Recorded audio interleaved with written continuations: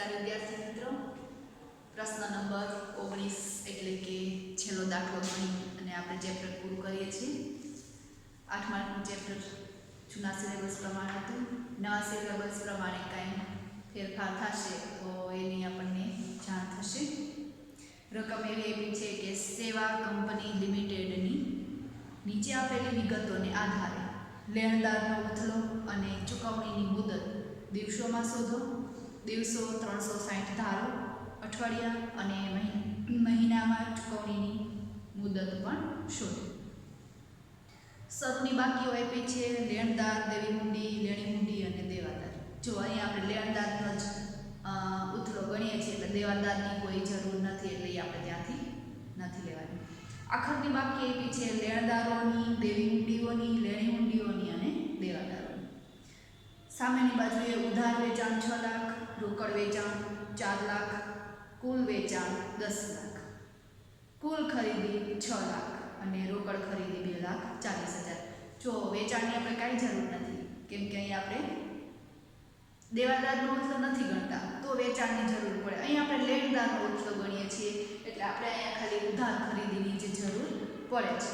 તો ઉધાર ખરીદી મેળવતા પહેલાં આપણે સરેરાશ વેપારી લેણા મેળવીશું, કેમ કે સરેરાશ વેપારી લેણા મળ્યા પછી જ આપણને લેણદારનો ઉથલો મળે છે. સૂત્ર એવું થાય કે ઉધાર ખરીદીના છેદમાં સરેરાશ વેપારી દેવા.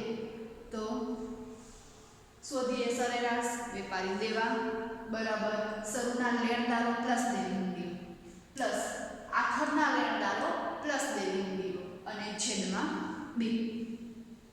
શરૂના લેણદારો 45,000 ના આપ્યા છે અને શરૂની દેવી હુંડીઓ 15,000 ની આપી છે. આખરના લેણદારો 40,000 ના આપ્યા છે, આખરની દેવી હુંડીઓ 20,000 ની આપી છે અને બધાના છેદમાં 2. સાદું પાકીએ તો ચારેયનો સરવાળો કરી અને ભાગ્યા 2 કરીએ તો 60,000 રૂપિયા આપણને વેપારી દેવાના મળ્યા છે. હવે લેણદારનો ઉથલો શોધીએ તો લેણદારનો ઉથલો બરાબર ઉધાર ખરીદી છેદમાં સરેરાશ વેપારી દેવા. ઉધાર ખરીદી આપણને નથી આપી, એના બદલે કુલ ખરીદી અને રોકડ ખરીદી આપી છે. તો કુલ ખરીદીમાંથી રોકડ ખરીદી માઈનસ કરીએ તો ઉધાર ખરીદી મળી જાય. એટલે પછીનું સ્ટેપ લઈએ.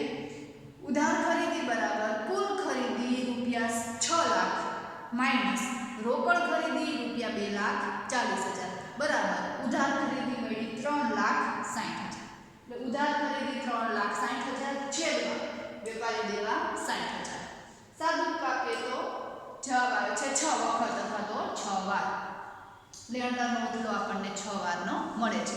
હવે આ જ લેણદારના ઉથલાને આપણને દિવસોમાં, અઠવાડિયામાં અને મહિનામાં ઉઘરાણીની મુદત શોધવાની કીધી છે. તો ચાલો આપણે એ મુદત શોધીએ.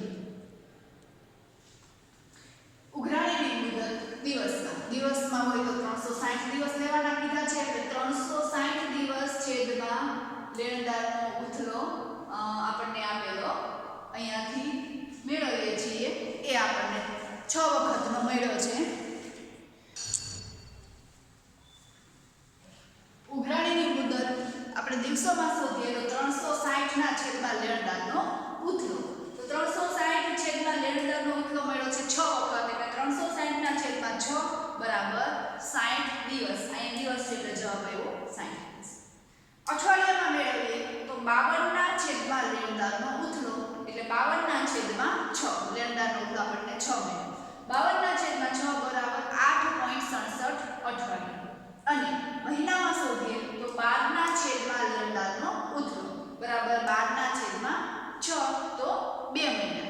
તો આવી રીતે ઉઘરાણીની મુદત શોધતા તમને આવડી ગઈ. ખૂબ સહેલી રીત છે અને આ સાથે જ આપણા તમામ દાખલાઓ પૂરા થાય છે, તમામ રીત પૂરી થાય છે. બસ એક છેલ્લું ચેપ્ટર બાકી રહ્યું છે અને ખૂબ ખૂબ શુભેચ્છાઓ કે તમને આટલું બધું આવડી ગયું છે, કેમ કે તમારું હોમવર્ક ખૂબ સારું આવે છે. એ જોઈને એવું લાગે છે કે તમને સમજાઈ જાય છે.